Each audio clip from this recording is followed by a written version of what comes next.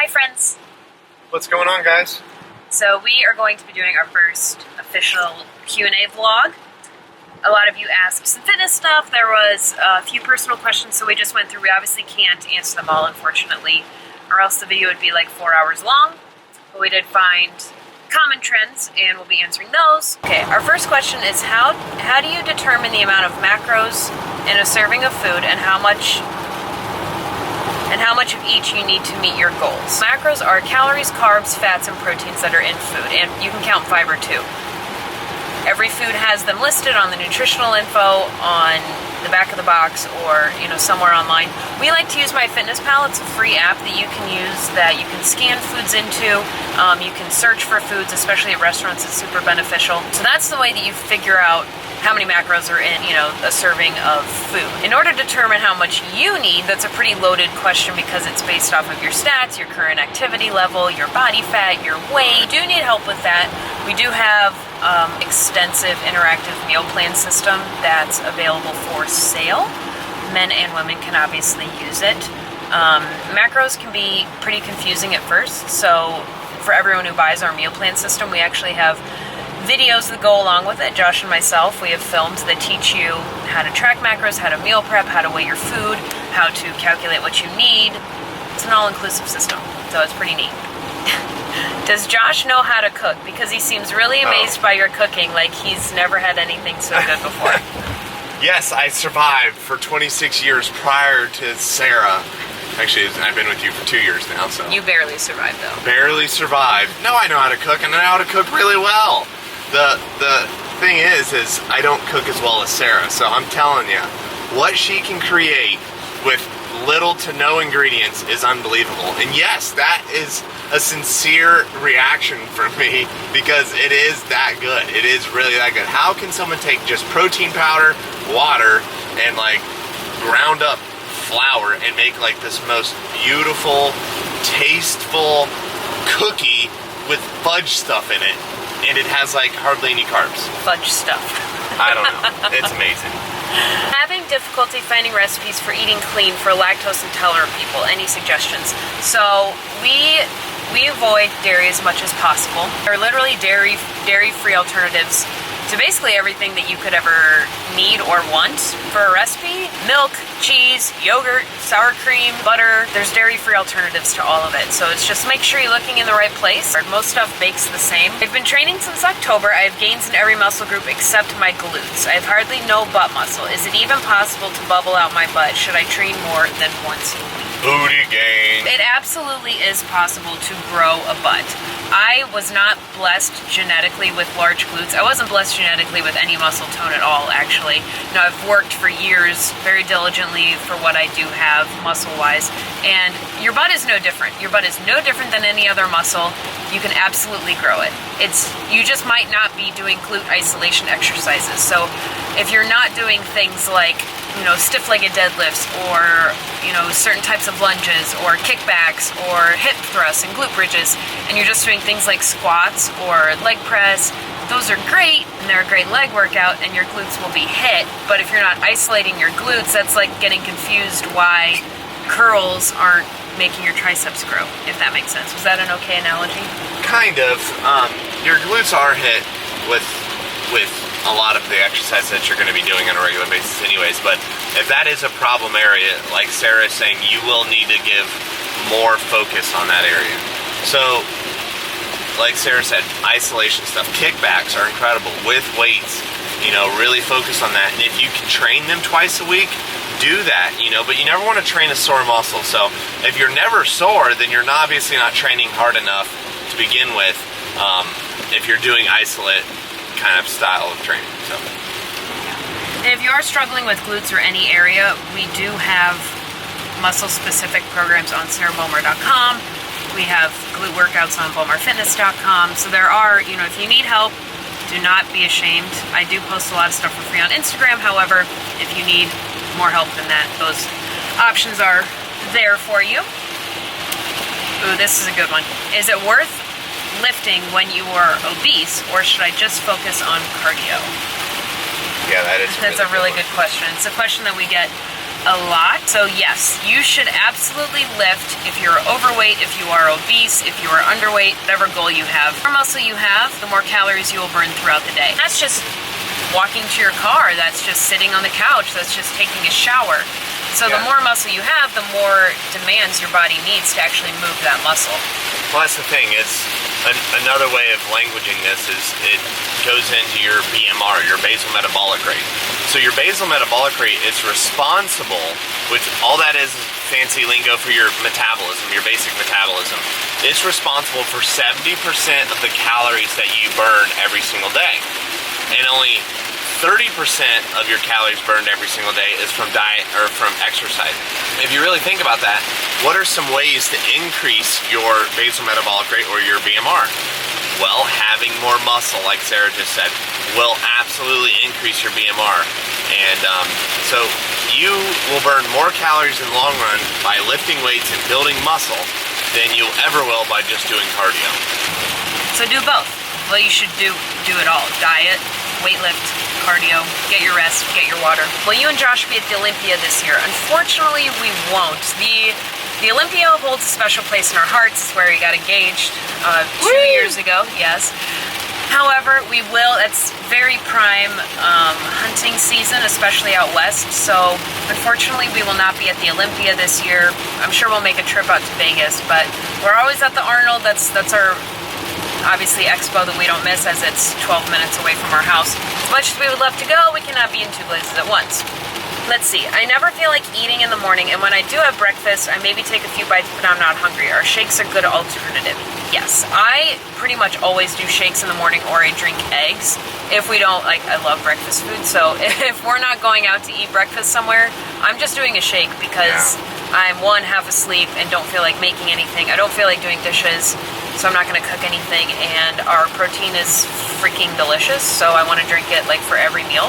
Tips for drinking enough water and dealing with peeing 24/7.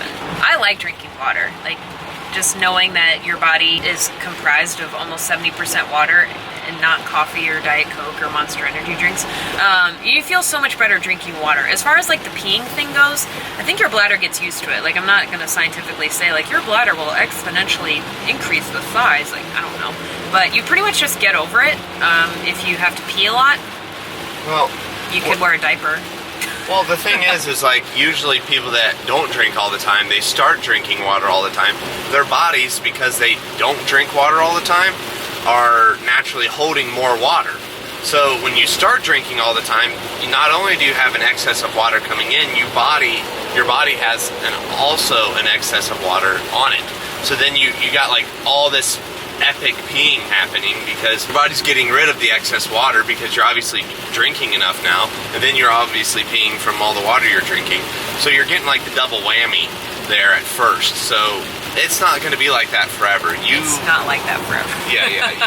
You get used to it, and your body sheds the excess water. You'll be fine, and things go back to normal. Are you going to compete again? For me personally, I have no desire to ever compete again. At the time of my life when I was competing, it was a goal of mine. It was a great thing to work for. However, for us now, and I don't want to speak for Josh, he'll answer as well, but for us right now, for me, the traveling and the goals that we have outside of competing way outweigh just getting on stage to compete. I think it's a great goal if you need something to work towards. However, for me, I would rather travel. And you can definitely compete while you travel. However, we tried that 3 years ago, and it's tough. It is really hard to travel, pack all your meals. You can't go out to eat at all when you're traveling. You miss a lot of family events. You miss a lot of experiences, in my opinion. So for me right now, and never again will I ever need that to be an end goal for why I work out. I enjoy going to the gym because I want to be there, not because I have to be on stage in 3 weeks. And you enjoy staying smoking hot for your husband. Yep, big booty over abs. Yeah. No, for me, I had a lot of goals in the bodybuilding industry, and I accomplished all of them. So I don't say that to brag or be boastful or to impress you. I say it to impress upon you. It's I didn't have a goal to go and win the Olympia. I had a goal to win the Arnold, and I won it twice. I had a goal to win Mr. Natural USA. I did that. I won the overall there. I won Mr. Ohio. I won the Great Lakes show, and I've I won a national show, and which I turned IFBB Pro, which was a goal of mine. And I won all those shows, and it took 4 to 5 years. And for me, my goal, I gained all the credibility that I could need in the industry. For me to step forward and gain more credibility, I'd have to win the Olympia. Well, there's a lot of responsibility that comes with winning the Olympia. And personally, I wouldn't want that responsibility. And do I have a good enough physique to win the Olympia? I don't think my physique's better than like a Steve Cook or a Jeremy or a Mark Anthony. Is it worse? I don't think it's that far away. But at the same time, I have no desire to do that because the responsibilities that come with winning the Olympia is something I didn't want. So I'm good. I don't have any intentions on competing again. He's good. If you've ever seen our vlogs or videos from our office, Josh has racked up quite a bit of hardware. So I don't think we would even have room if you started competing again because you would win. We have like a 7.5-foot trophy in our home for no reason. That thing is cool. It's obnoxious. I just don't know where to put it yet. Yeah. So this is a good one. So different snack ideas. Fruit, hummus, peppers, nuts, yogurt get boring after a while. You pretty much named all the snack ideas. Or do you suggest having more actual foods and not snacking as much? For me, I consider snacking to be mindless. So if you are going to have like snacky, picky foods, they need to be pre-measured and they need to be like you don't need to just be dipping your hand in an almond bag because chances are you'll eat like 4 to 5 times as many almonds as what you should. Nuts are very dense in fat, which means you actually don't get to eat a ton of them to hit your calories. If you're going to snack, it needs to be pre-measured. It needs to be sorted. It needs to have its own container. It needs to be timed properly. I don't really like the idea of like snacking for that reason.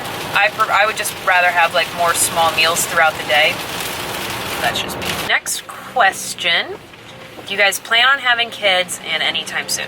So Josh and I got married last January, so we've been married for just shy of a year and a half.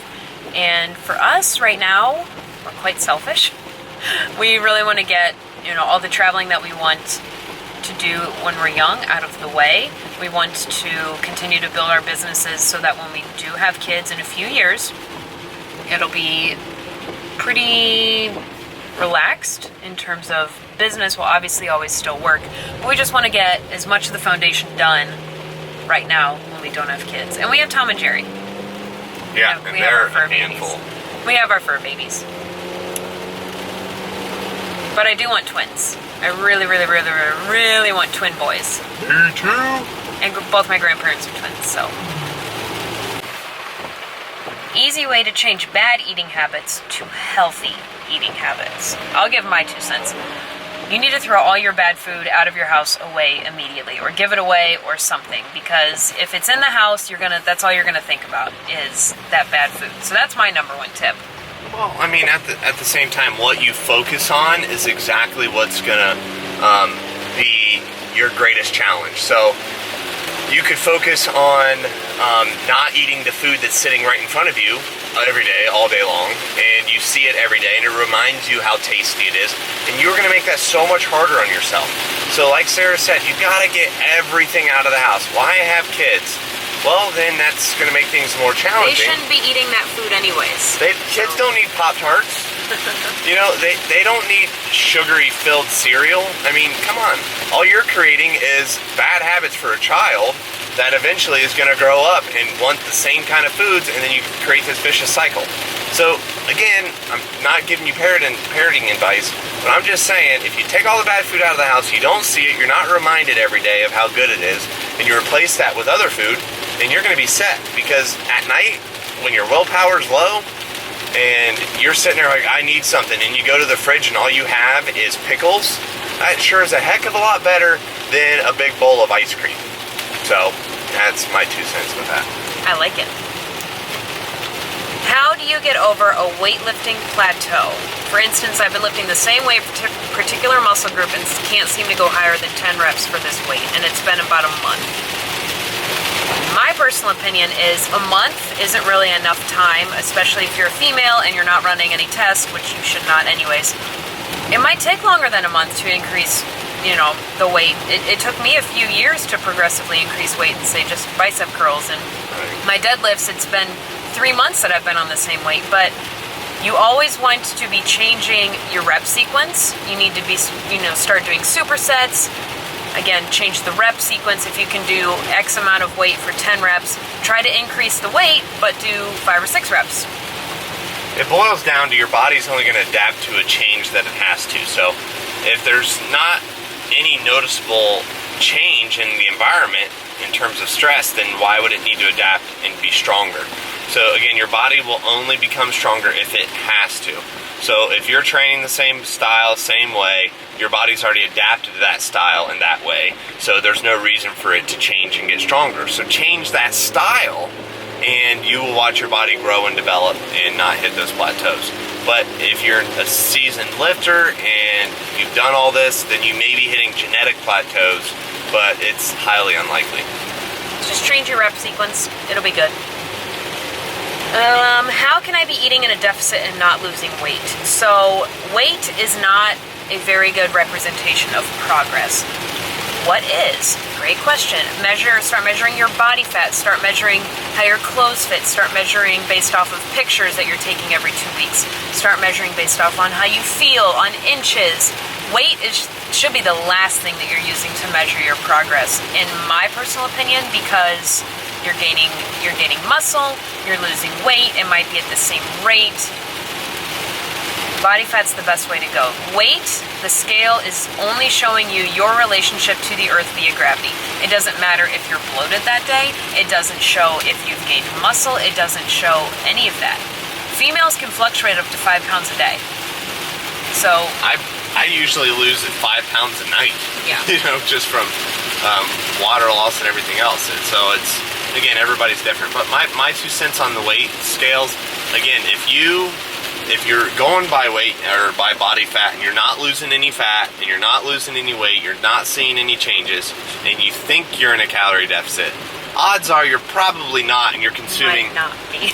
You're probably consuming a lot of hidden calories with dressings. The way you cook your food is adding 200 to 300 calories. It's very easy to add up 400 to 500 calories a day with the way you prepare your food. That you don't even realize you're putting in there. We have a video on our membership website on hidden calories for our level 3 and elite members, which is really helpful for those guys in our shredded school. So if you're a member, go watch that video. It'll really help you. Outside of that, let's say you're doing everything right and you're still not losing weight. You probably have some hormonal imbalances. So make sure that you're actually eating in a deficit, because you might not be. This one's fun. When you were young, what did you guys want to be when you grew up? Also, do you plan on staying in Ohio forever? When I was younger, I wanted to either be a marine biologist or a veterinarian, and I decided against the whole vet thing because I knew in my heart I could never put an animal down, put a pet down, which is ironic. Well, you're a hunter, blah, blah, blah. Well, we hunt what we eat, so I'm not going to eat someone's dead dog, obviously. So for me, I could never put an animal down, someone's pet down. That just would break my heart. So I decided to go into marketing, because you can market anything you want. And I originally wanted to go into sports marketing. I actually interviewed for the Colts, and everything happens for a reason. I ended up getting, the marketing job that I did at the digital marketing agency. It taught me a lot about social media, and that's when I also got interested in fitness, and I brought a lot to the table when I gave Josh my resume for dating him based on all that. So yeah, let me look this over. All right, you passed. Yeah, you passed. You can hang out for a little bit. And then as far as Ohio, we definitely do not want to live in Ohio forever. We would love to get out to the mountains, out west, where we can be outside more outside activities, and more things to hunt. So, what do you want to be when you grew up? A doctor. No, you didn't. Yeah, I did. I just wanted to help people. Paramedic, doctor, stuff like that. When I looked into all those things, nothing gave them time and money. Usually things that made a lot of money required a lot of time. Things that you got a lot of time off, you didn't make a lot of money. So I immediately, at a very early age, knew I wanted to own my own companies and be my own boss. So at a very early age of even 18, I already started building and failing at my own companies. But some of them worked, so it worked out. I've noticed that my left arm is bigger than my right, even though I am right-handed. Is there any way to help with that? Yes, absolutely. So a lot of people have muscle size imbalances My recommendation is to get away from the machines, get away from the barbells, and specifically only do dumbbell exercises. That way your stronger, more dominant arm cannot take over, and your weaker or your smaller muscle can actually develop like your other one. This person is building their own home gym, and they want to know what our top 5 exercise equipment or machine choices would be to own. So we do not own a home gym. We enjoy going to the gym. We love the gym atmosphere. We wouldn't leave the house if it wasn't for going to the gym and having social interaction. But for me, I would say definitely a wide range of dumbbells. 5 to maybe even 35 or 40 pounds for dumbbells. A barbell system with plates. I would recommend a cable machine for sure.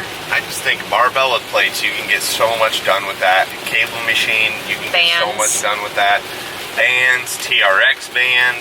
So the last question that we're going to answer for this Q&A is, how often do you lift legs per week? Do you change the order that you lift each muscle group during a week, or do you lift muscle groups in a particular order? So your muscles don't know what day of the week it is. A lot of people are like, ooh, chest day's on Monday, and it's like, if you lift chest on Tuesdays, it's not like you're not going to grow, because your body's like, oh, they're lifting chest on a Tuesday, I'm not going to grow today. You don't have to follow days of the week.